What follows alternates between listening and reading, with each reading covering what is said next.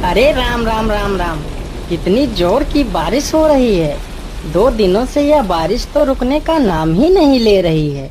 मुझे लगता है अब जल्दी ही मेरी छत से पानी टपकने लगेगा। तभी उधर से एक शेर बारिश से परेशान होकर छिपने की जगह ढूंढते ढूंढते उसी किसान की झोपड़ी के पीछे बने तबेले में घुस जाता है, जिस तबेले में उस किसान के कुछ गधे बंधे हुए थे। अंधेरा ज्यादा होने के कारण शेर गधों को देख नहीं पाता है और उन्हीं के बीच जाकर खड़ा हो जाता है।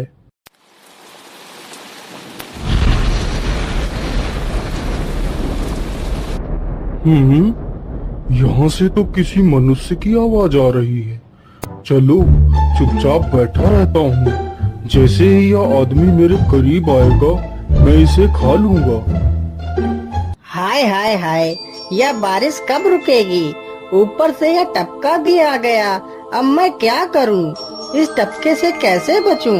इतना तो डर मुझे शेर और बाघ से भी नहीं लगता है, जितना डर मुझे इस टपके से लगता है।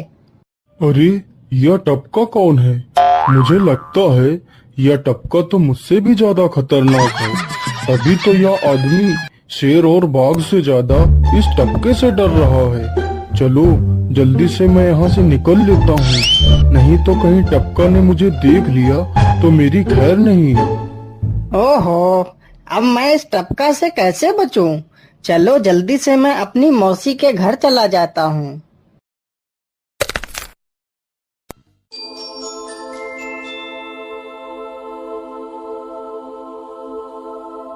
अरे चल चल, गधे की औलाद यहाँ पर छिपा हुआ बैठा है।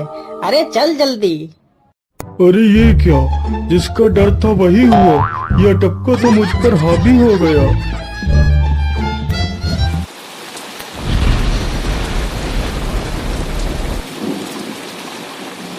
कैसे बचूं?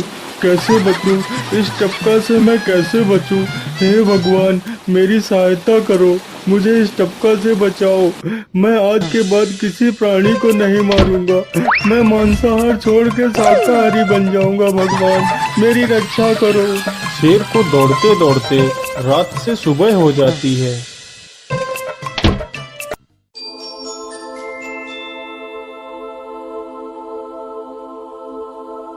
अरे देखो देखो, यह तो शेर की सवारी कर रहा है। अरे हाँ, सच में ये तो शेर की सवारी कर रहा है। इसे तो डर भी नहीं लगता है।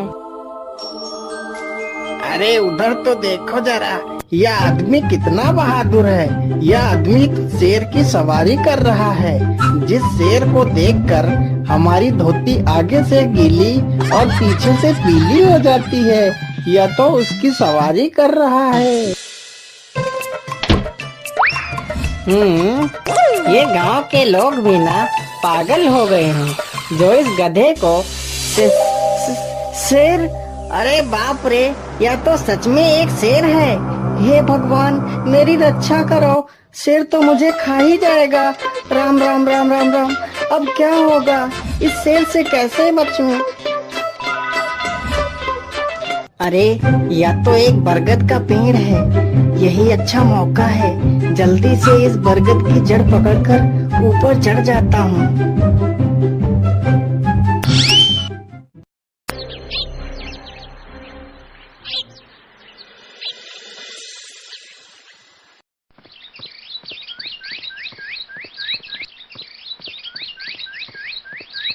अरे शेर भैया, तुम इतनी जोर जोर से भागते हुए कहाँ जा रहे हो?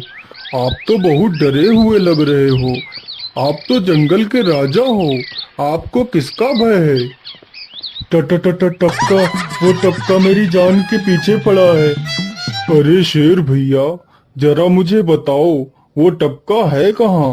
अरे भालू भैया, वो टपका मेरी पीठ से उतरकर उस बरगद के पेड़ पर चढ़ गया है। उसने मुझे रात भर खूब दौड़ाया है। वो तो भगवान का शुक्र है कि मैं जिंदा बच गया। चलो शेर भैया, मुझे उस टपके के पास ले चलो, जरा मैं भी तो देखूं आखिर ये टपका है कौन। अरे नहीं भालू भाई, बड़ी मुश्किल से तो मेरी जान बची है। मैं अपनी जान फिर जोखिम में नहीं डालूंगा। तुम्हें जाना है तो जाओ। अच्छा, ठीक है शेर भाई, तुम यहीं रुको। मैं अभी बरगद के पेड़ पर देखकर आता हूँ। आखिर ये टपका है कौन? जाओ जाओ बच्चों, जब वो टपका तुम्हारे ऊपर हावी होगा तो पता चलेगा। अरे कहाँ है यह टपका जिसने राजा जी की हवा टाइट कर दी? चलो इस पेड़ पर चढ़कर देखता हूँ। अरे बाप रे बाप, शेर क्या अकेला कम था, जो ये भालू भी आ गया। मुझे लगता है कि आज मेरी मौत निश्चित है। भालू पेड़ पर उल्टा होकर चढ़ने लगता है, तभी किसान और तेज से कांपने लगता है। कांपने की वजह से किसान के हाथ से छड़ी छूट जाती है और उल्टा होकर चढ़ रहे भालू के पिछवाड़े पर जा लगती है।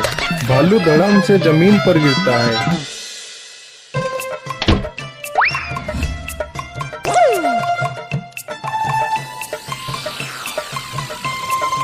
मुझे लगता है अब शेर और भालू दोनों भाग गए हैं। चलो अब जल्दी से यहाँ से निकल लेता हूँ।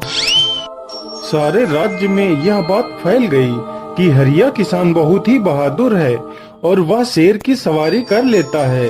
धीरे धीरे यह बात राजा तक पहुँच गई।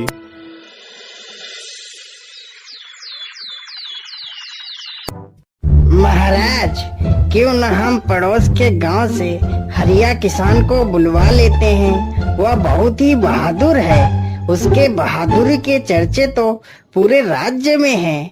मुझे पूरा विश्वास है वह इस काम को जरूर कर सकता है। वह इस दुष्ट शेर को जरूर पकड़ लेगा। सैनिकों, हरिया किसान को आदर पूर्वक हमारे दरबार में पेश किया जाए। महाराज, आपने हमें याद किया।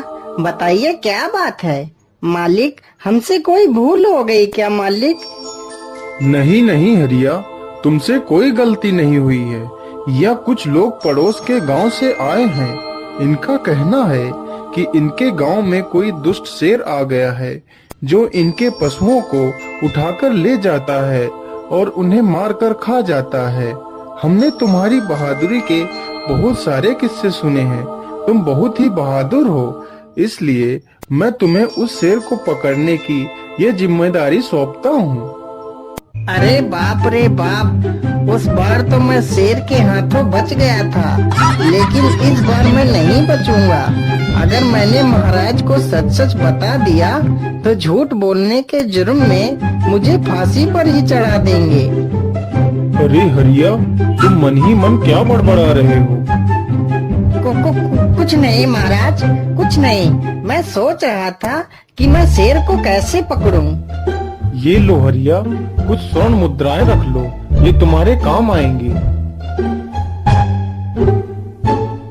क्या करूं, कैसे पकड़ूं उस शेर को? ये महाराज ने भी मुझे कैसी दुविधा में डाल दिया है। क्या करूं, क्या करूं? हाँ, मिल गया। फिर हरिया बाजार से एक रस्सी और एक जाल तथा एक बकरी खरीद कर लाता है। चलो जल्दी से, मैं यहाँ पर एक गड्ढा खोद देता हूँ।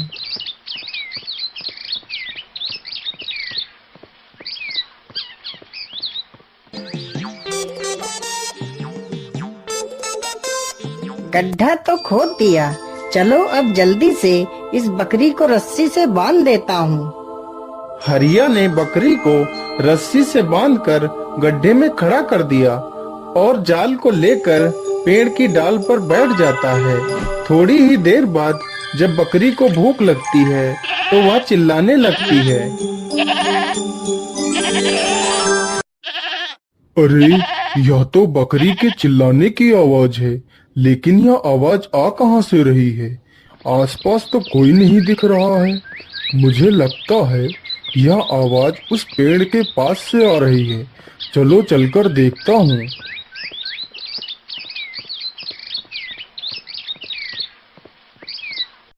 अरे वाह, आज तो शिकार मेरे पास खुद चलकर आ गया।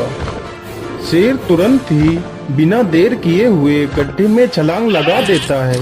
तभी किसान तुरंत ही बकरी को ऊपर खींच लेता है और जाल को गड्ढे के ऊपर गिरा देता है। शेर गड्ढे में ही फंस जाता है। यह देखकर गांव के सभी लोग बहुत ही खुश हो जाते हैं।